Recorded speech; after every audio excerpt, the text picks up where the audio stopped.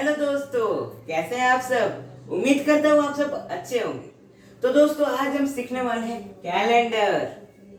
मैंने बहुत बार एग्जाम्स में देखा है कि कैलेंडर के क्वेश्चंस आते हैं कॉम्पिटिटिव एग्जाम्स में या फिर कोई भी एग्जाम्स में। तो फिर बहुत सारे स्टूडेंट्स उसको स्किप कर देते हैं क्योंकि उन्हें बहुत टफ लगता है। तो फिर मैं जब आपको ये पढ़ाऊंगा ना, आपको इतना क्रिस्टल क्लियर हो जाएगा ये टॉपिक कि आपको कोई भी डाउट नहीं आएगा इसके अंदर। और आप सबसे पहले इसी का क्वेश्चन सॉल्व करेंगे क्योंकि सबसे इजी आपको यही जाएगा। तो चलिए स्टार्ट करते हैं बिना टाइम वेस्ट किए। तो हम पहले 1 वीक का देख लेते हैं। 1 वीक में 7 डेज, तो फिर 7 डेज मंडे से संडे, ठीक है। तो फिर मंडे 1 और ये संडे सब। तो फिर हम सबने एक बात तो देखा ही है कि हर संडे के बाद मंडे आता है, यानी हर 8वां दिन क्या है, मंडे है। अगर ट्यूसडे के बाद और 7वां दिन 8वां दिन क्या होगा, ट्यूसडे के बाद और 8वां दिन ट्यूसडे ही होगा। वेडनेसडे के बाद 8वां दिन वेडनेसडे ही होगा। यानी 7 डेज का एक ग्रुप यानी एक वीक होता है। तब हम एक मंथ की तरफ बढ़ते हैं। तो एक मंथ में नॉर्मली क्या होता है, 30 और 31 डेज होते हैं, ठीक है। तो 30 और 31 डेज होते हैं। तो फिर अब हमारे पास क्या है, 7 डेज का एक ग्रुप है। तो इससे हमें पता चल जाएगा एक पॉइंट कि कितने ऑड डेज हो रहे हैं। जो ऑड डेज होते हैं ना, हम उसे ऐड कर देंगे उसमें, ठीक है। तो इससे हमें एक वीक में कितने, एक मंथ में कितने वीक्स होते हैं और कितना ऑड डेज होता है ये भी पता चल जाएगा, ठीक है। हम 30 को क्या करेंगे, 7 का एक ग्रुप है ना, 7 का एक ग्रुप, यानी हर 7वें दिन बाद क्या मंडे आता है। यानी 7 से हम डिवाइड करेंगे तो 4 वीक्स होते हैं। कितना बचा, 7 4 28, यानी 2 बचा, यानी 2 ऑड डेज, यानी 2 ऑड डेज होते हैं। इसका मतलब हमें ये तो पता चल गया कि 30 डेज में 2 ऑड डेज होते हैं, ठीक है। 31 मंथ में 2 ऑड डेज और 31 डेज के मंथ में क्या होते हैं, 3 ऑड डेज। इतना तो हमें एकदम सिंपल से पता चल गया, ठीक है। तब आगे बढ़ते हैं हम 1 ईयर की तरफ, ईयर, ठीक है। तो बहुत बार स्टूडेंट्स को क्या होता है, डाउट आ जाता है कि ईयर में लीप ईयर है या क्या होता है, लीप ईयर क्या होता है, लीप ईयर में कितने डेज आते हैं। तो बहुत बार स्टूडेंट्स रॉन्ग कर देते हैं, ठीक है। तो हम इसे भी देख लेते हैं, समझ लेते हैं। पहले हम 1 ईयर में क्या होता है, नॉर्मली 365 डेज होते हैं। लेकिन अगर हम देखें तो फिर 365 डेज नहीं होता है, और राउंड ऑफ करके देखा तो 1/4 डे भी होता है, यानी 6 आवर्स एक्स्ट्रा होते हैं एक दिन में। 365 + 6 आवर, यानी अगर हम देखें नॉर्मली तो फिर 365 डेज और 365 डेज और ये 6 आवर्स। अगर ये 6 जुड़ जाएंगे तो 6 4 24 आवर्स इक्वल्स टू 1 डे। यानी हम एक दिन को, इसमें तो जगह नहीं थी इसलिए हमने उसको कंसीडर नहीं किया, लेकिन अगर बहुत सारे हो जाएंगे तो हमें कंसीडर तो करना पड़ेगा ना। तो हर चौथा क्या होगा, 24 आवर्स बन जाएगा, यानी एक दिन, यानी ये 366 डेज, यानी क्या हो जाएगा 366 डेज, यानी हर चौथा साल जो होता है वो लीप ईयर होता है। तो हमें इतना तो पता चल ही गया कि ऐसे ऐसे होता है। और फिर अब हम बढ़ते हैं कि 1 ईयर में कितने ऑड डेज होते हैं, तो फिर कितने वीक्स होते हैं ये भी हमें पता चल जाएगा, क्योंकि हम तो 7 का एक ग्रुप से डिवाइड करने वाले हैं। तो 365 डिवाइड बाय 7, 7 में 7 और 7 5 35, 7 2 14, यानी 52 वीक्स होते हैं। और कितना डे बचा, एक ऑड डे बचा, यानी 1 ईयर में कितना, एक ऑड डे होता है। अगर 1 जनवरी को अगर है आपका मंडे, तो फिर 31 दिसंबर को क्या होगा, ट्यूसडे होगा, क्योंकि मंडे टू मंडे हो गया और एक और डे भी तो बचा ना, तो उसे हम ऐड कर देंगे। अगर पूछा है कि 31 दिसंबर को अगर ट्यूसडे है तो 1 जनवरी को क्या होगा, ठीक है। यानी पहले पूछा, उसी साल का पूछा है, तो नहीं तो आप समझेंगे कि 31 तो एक दिन बढ़ा दो तो ट्यूसडे हो जाएगा, ट्यूसडे के बाद वेडनेसडे हो जाएगा, ऐसा नहीं, उसी साल का पीछे का पूछा है। तो फिर यानी ट्यूसडे टू ट्यूसडे हो जाएगा।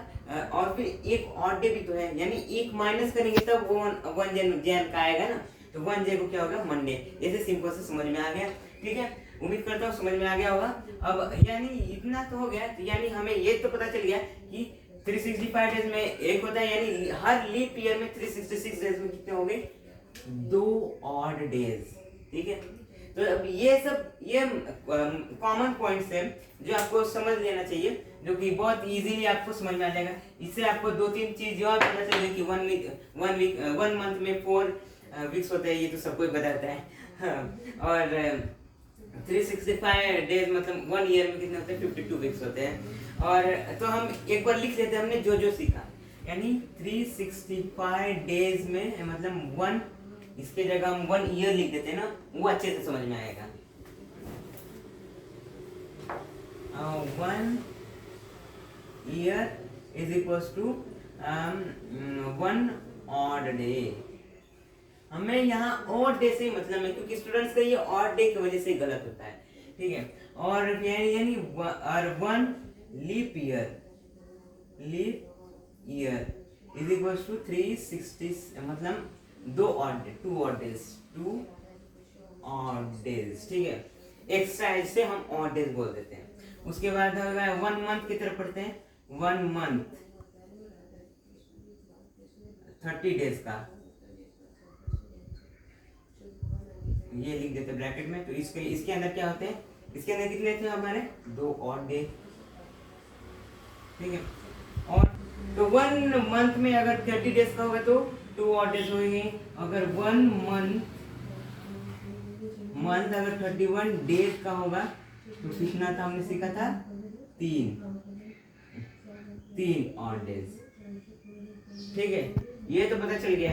अब फरवरी का सबसे स्ट्रेंज होता है, जो लीप ईयर में क्या होता है, 29 डेज का फरवरी हो जाता है। यानी वो एक दिन क्या करें, फरवरी के पास सबसे कम है तो बोला कि चलो भाई फरवरी को ही दे देते हैं। तो फरवरी के पास तब से 29 डेज होने लगे हर चौथे साल में, ठीक है। तो फिर फरवरी का देख लेते हैं। तो 1 फरवरी मतलब फरवरी इज इक्वल टू लिख देते हैं ना, Feb is equal to 28 days है। तो हम इसका भी देख लेते हैं। तो 28 को अगर हम 7 से डिवाइड करेंगे तो 7 4, यानी अगर 28 डेज का फरवरी होगा तो एक भी ऑड डेज नहीं होगा। फेब 28 डेज का होगा तो यानी 0 ऑड डेज, ठीक है, 0 होंगे। और फिर अगर हम देख ले लीप ईयर वाले 29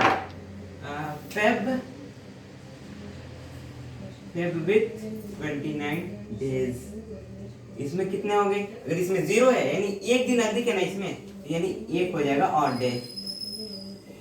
इतना मैं सोचता नहीं कि मतलब आपको इतना भी बताना चाहिए, क्योंकि ये तो सबको याद है। डिवाइड करेंगे तो 7 4 28, तो एक रिमाइंडर बच जाएगा ना यहाँ, है ना, सिंपल सा। यानी हमने ये एक पॉइंट देखा, फिर ये एक पॉइंट देखा, ये देखा, ये देखा, और ये इसी के बिहाफ पे ये बस 6 पॉइंट लर्न कर लीजिए। ये बस 6 पॉइंट अच्छे से याद करके देख लीजिए, अच्छे से अपने माइंड में सेट कर लीजिए।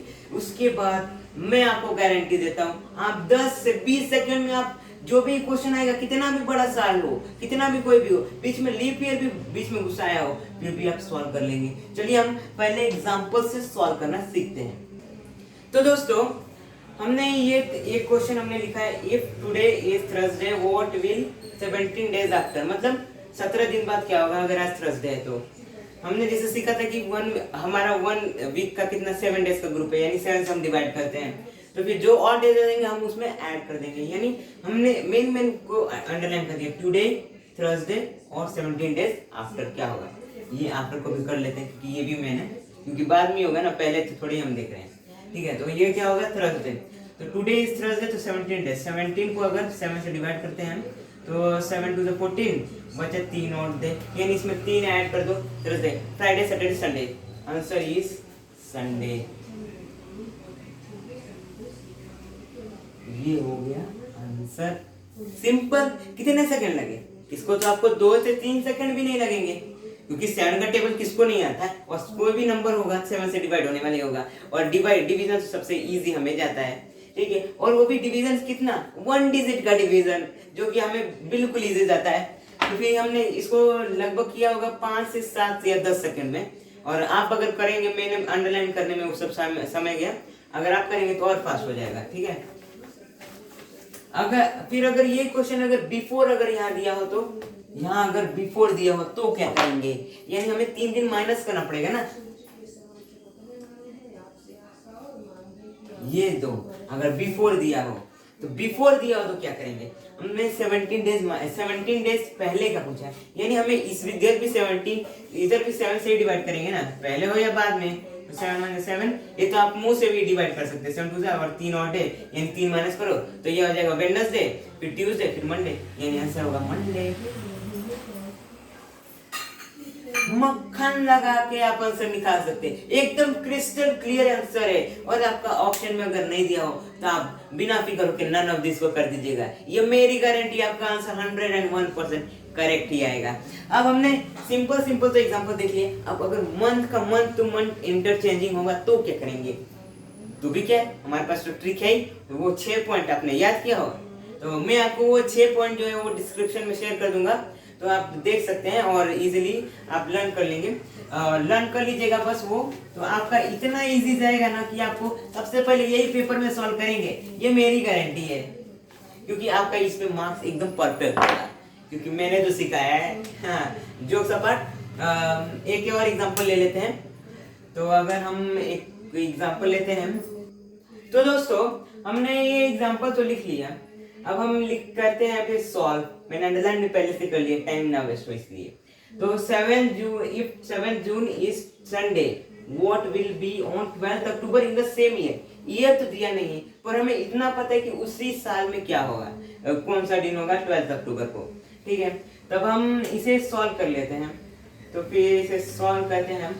7 जून संडे है और फिर 12 अक्टूबर को क्या होगा, यानी जून से हमें अक्टूबर में जाना है, यानी जून कितने का होता है। अब ये कितने देश का होता है ये तो हमने बचपन में सीखा है, ये माउंटेन वाला, जनवरी फरवरी मार्च अप्रैल मई जून जुलाई अगस्त, यानी जून कितना है 30 का।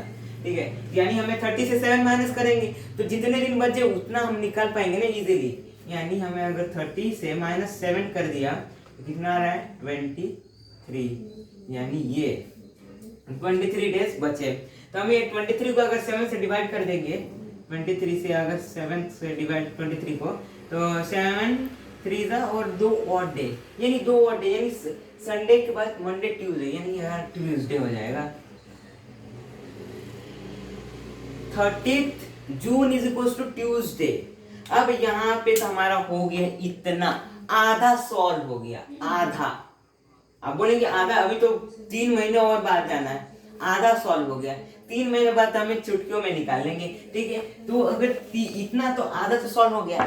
अब हमने ये देखा था, हमारा पॉइंट में क्या था, 30 days is equal to 3 odd day, और 30 days equal to 31 days is equal to 3 odd days, 30 days equal to 2 odd days. ठीक है, तो अब जून तो हो गया है, अब अगर जुलाई अगस्त सितंबर 3 महीने बाद जाना, उसके बाद अक्टूबर का ये कर देंगे, यानी जब ये करेंगे ना तब हो जाएगा हमारा आधा सॉल्व। ठीक है, जनवरी फरवरी मार्च अप्रैल मई जून जुलाई अगस्त, यानी ये दोनों भी 31 31 आ जाएंगे। तो हमें इधर करने की जरूरत नहीं है, क्योंकि 31 यानी 3 ऑड डे, यानी 6 हो गए, 6 ऑड डे। अभी सितंबर बचा है ना, सितंबर को तो 30 डेज का ही होता है, यानी उसमें 2 ऑड डेज, यानी +2 कर देंगे, यानी कितना होगा 8 ऑड डेज, यानी 8 ऑड डेज हो गए। तो 8 ऑड डेज यानी इसके अंदर तो एक वीक भी बन सकता है ना, 8 में तो 7 है, 8 अगर 8 को 7 से डिवाइड करेंगे, या फिर माइनस भी कर सकते हैं आप, 7 से डिवाइड करेंगे तो यानी 1 ऑड डे हो जाएगा, 1 वीक बन जाएगा, 1 वीक भी बन गया, 1 ऑड डे, यानी जो होगा 30 सितंबर क्या होगा, ये 1 ऑड डे इसमें प्लस कर देंगे तो यानी वेडनेसडे हो जाएगा, वेडनेसडे। यहाँ तक तो हमने एकदम इजीली निकाल लिया, ये हो गया। लेकिन इसे हमें कितना समय लगेगा, 8 और 7 को डिवाइड करने में कितना समय लगने वाला है, चुटकियों का काम है, बस मैं आपको एक्सप्लेन कर रहा हूँ इसलिए टाइम लग रहा है बस। और फिर हमें और 12 दिन बाद क्या होगा ये तो देखना है ना, यानी 30 सितंबर तक को तो निकल लिया, और 12 दिन, 12 को 7 से डिवाइड कर दो, 7 में 7 और 7 में 7, 5 और डेज, 5 और इसमें 5 जोड़ दोगे कितना बचेगा, वेडनेसडे के बाद Thursday Friday Saturday Sunday Monday, यानी ये जो होगा ना अक्टूबर को 12 अक्टूबर विल बी मंडे। सिंपल सा, इजीली निकल जाएगा। ये देखिए इसको मैंने क्या किया 23 से 7, 23 को अगर मैं इसको स्पीड में करूँ तो 23 को 7 से डिवाइड करिए तो यानी 2 ऑड डे, यानी 2 ऑड की संडे टू मंडे हो गया, मंडे ट्यूसडे हो गया, यानी इधर क्या 8 ऑड डे, यानी एक वीक बन गया, एक ऑड डे बचा यानी वेडनेसडे हो गया। और 12 को डिवाइड कर देंगे 7 से तो यानी कितने बचे ऑड डेज और 5 ऑड डेज, ठीक है। और 5 अगर ऐड कर देंगे हम लोग तो वेडनेसडे के बाद थर्सडे, फ्राइडे, सैटरडे, संडे और मंडे, सिंपल सा मंडे आ गया। कितना सेकंड लगेगा 5 से 10 सेकंड, उससे ज्यादा तो लगेगा ही नहीं। हाँ, मैंने स्टार्टिंग में बोला था 12 सेकंड, अगर किसको नहीं आता होगा तब 12 सेकंड लगेगा। लेकिन मैं अगर आपके साथ मेरा ट्रिक है तो 10 सेकंड में आप निकाल लेंगे। अब ईयर का देखते हैं, इतने बड़े ईयर का, ठीक है, तो स्टार्ट करते हैं। तो दोस्तों हमने एग्जांपल तो लिख लिया है, तब हम इसे सॉल्व करते हैं। तो मैंने इसके अंदर इंपॉर्टेंट जो है उसको अंडरलाइन कर दिया।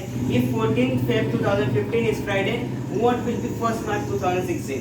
आप बोल रहे होंगे इसमें भाई तुम नाम क्यों नहीं डाल रहे हो? बहुत बार एग्जाम में क्या होता है, नाम डाल देते हैं और फिर आपको कंफ्यूज करने, तो कंफ्यूज करने के लिए नाम डालते हैं। हमें क्या करना है, बस टॉपिक को पकड़ना है। इसीलिए मैंने अंडरलाइन कर लिया है कि आप टॉपिक को पकड़ लें, लेकिन पेपर में अंडरलाइन मत करना उसके, हमें बस टॉपिक, आपको समझाने के लिए मैंने टॉपिक को अंडरलाइन किया है। ऐसे तो सिंपल से ही समझ में आ जाएगा, ये डेट ये डेट ये डेट, यानी बिफोर दिए आफ्टर दिए, बस वो देखना है और लगा देना है। अभी ईयर दिया है तो इसमें बिफोर आफ्टर देने की जरूरत ही नहीं, क्योंकि 2015 से 2016 में जाना है हमें, ठीक है। तो अब हम देख लेते हैं 14 Feb 2015, यानी 14 फेब अगर 2016 देखेंगे यानी उसमें 1 ईयर का होगा, यानी 365 डेज। अगर आपको मैंने लीप ईयर का क्या होता है, कैसे होता है, वो तो बताया ही है कि 4 से डिवाइड हो जाता है। तो अगर बहुत बार क्या होता है सेंचुरीज दे देते हैं, तो सेंचुरी जैसे अभी दे दिया 700, तब 700 तो है या नहीं है, इसको करने के लिए हमें 400 से डिवाइड करना पड़ेगा। सेंचुरीज को हमेशा 400 से, ये भी पॉइंट मैं आपको डिस्क्रिप्शन में दे दूंगा। यानी 4 1 4 और ये 4 1 यानी 3, यानी रिमाइंडर एक भी नहीं बचना चाहिए, तो ये वो लीप ईयर कहलाता है, ठीक है।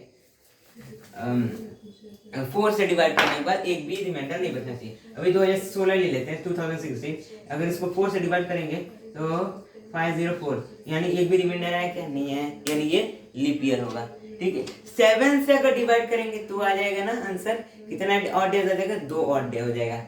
7 से डिवाइड करने के बाद मतलब हम वो ऑड डेज निकाल रहे, इसमें देख चेक कर रहे हैं कि लीप ईयर है या नहीं है, ठीक है। यहाँ तक तो आपको समझ में आ जाएगा, आ गया होगा।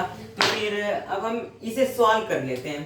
तो फिर अगर 14 Feb 2015 है फ्राइडे, यानी 1 March तो 14 Feb 2016 क्या होगा, सैटरडे होगा, क्योंकि एक दिन और, यानी 14 Feb 2016 इज इक्वल्स टू क्या हो जाएगा, ये फ्राइडे है तो 1 ऐड करना है ना 1, तो फ्राइडे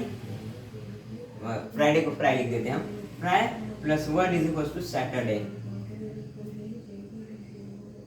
यानी एक साल में हमें अगर अब 2015 से दिया है ना, 2015 कंप्लीट हुआ है, 2016 थोड़े कंप्लीट हुआ है, जो हम 366 डेज लेंगे, यानी दो, अगर ये 2016 यहाँ होता है 2017 यहाँ होता तो हम 366 डेज कंप्लीट मतलब उसको लेते और फिर इधर 2 कर देते। आप बहुत सारे स्टूडेंट्स को लगे कि अरे ये डेट तो गलत होगी, लेकिन यहाँ क्या क्वेश्चन में देखिए इफ दिया है, इफ यानी इफ का मतलब अगर होता तो, अगर ये दिन ये है तो क्या होगा, अगर ये 14 है तो तब आप क्वेश्चन को गलत बोल सकते थे, लेकिन इफ दिया है इसलिए आप क्वेश्चन को गलत नहीं बोल सकते, यानी ये सैटरडे होगा। अब हमारा इतना तो काम आसान हो गया है। और अब इसमें 2016 में क्या होगा, अभी 2016 काम पहुंच गए 2016 में, अभी यहाँ 29 डेज होंगे, है ना। तो हम 14 फेब तक तो पहुंच ही गए हैं। तो फिर अगर 29 में से अगर हम 14 माइनस करें तो कितना आता है 15, लेकिन हमें क्या 1 मार्च चाहिए, यानी उसके आगे अगला एक और दिन है ना, एक और दिन। बहुत सारे बच्चे यहाँ रॉन्ग कर देते हैं, इतना ही निकाल देते हैं और इसका आंसर लिख देते हैं, ऐसा मत करिएगा, नहीं तो मेरा सिखाया हुआ व्यर्थ हो जाएगा। यानी 16 डेज। अब हम 16 को अगर हम 7 से डिवाइड कर देंगे, 7 to the 14, यानी 2 ऑड डेज आ गए, 2 ऑड डेज, यानी अब सैटरडे में 2 ऑड डेज हो गए, तो यानी जो होगा ये 1 मार्च ये हो जाएगा मंडे। टाइम लगा बिल्कुल नहीं, बहुत जल्दी हो गया, ठीक है। अब हम सॉल्व देखिए, अब मैं आपको फर्स्ट सॉल्व करना है। 14 फेब 2015, तो 14 फेब 2016 क्या हो जाएगा, सैटरडे। ये देखिए एक ऐड कर देंगे तो सैटरडे हो जाएगा। फिर उसमें से माइनस कर देंगे तो 16 दिन, 16 को 7 से डिवाइड कर देंगे तो कितना हो जाएगा 2, यानी सैटरडे में 2 ऐड कर दो, मंडे। आंसर सिंपल है। कितना सेकंड लगा, 5 से 7। अगर आप उसको थोड़ा कैलकुलेशन भी करेंगे तो फिर आपको 10 सेकंड लगेगा, उससे ज्यादा नहीं लगेगा, ये मेरी गारंटी है। तो फिर आपको तो ये मैंने बता दिया कि बहुत सारे, अगर ऐसे दे दिया है कि बिफोर आफ्टर, बस आपको देखना है। अगर नाम दे देते हैं बहुत सारे, कंफ्यूज हो जाते हैं आप। अगर नाम दे दिए, ये था जैसे अभी Mohan went to movies 9 days ago, और अगर इफ टुडे इज, अगर इफ टुडे इज थर्सडे तो फिर व्हाट वाज 9 days ago, तो 9 दिन पहले क्या था अगर आज थर्सडे है तो। सिंपल सा, हमें वो विनोद हो या श्याम हो या राम हो, उससे क्या मतलब है, हमें तो अपना आंसर चाहिए ना। तो अगर हम 9 को 7 से डिवाइड कर देंगे यानी 2 और डेज आ जाएगा, एक वीक कंप्लीट हो जाएगा। यानी बिफोर बोला था पहले, यानी 2 माइनस करना है, बिफोर यानी पहले, यानी 2 माइनस करेंगे, सिंपल सा है। तो फिर थर्सडे से एक वेडनेसडे हो जाएगा, एक ट्यूसडे हो जाएगा, यानी आंसर आ जाएगा ट्यूसडे। ऐसे हो जाते हैं क्वेश्चंस। तो उम्मीद करता हूँ मैं कि आपको ये सब समझ में आ गया होगा। तो अगर आपको हमारा वीडियो पसंद आया हो और आपको इसको हेल्पफुल लगा हो तो फिर लाइक, शेयर और सब्सक्राइब करना ना भूलें। और हमें कमेंट करके अपना अगर कोई प्रॉब्लम है तो वो बता दीजिए, तो हम उसके बारे में भी वीडियो बना देंगे। और अपना फीडबैक देना कमेंट में बिल्कुल ना भूलिएगा। Thank you.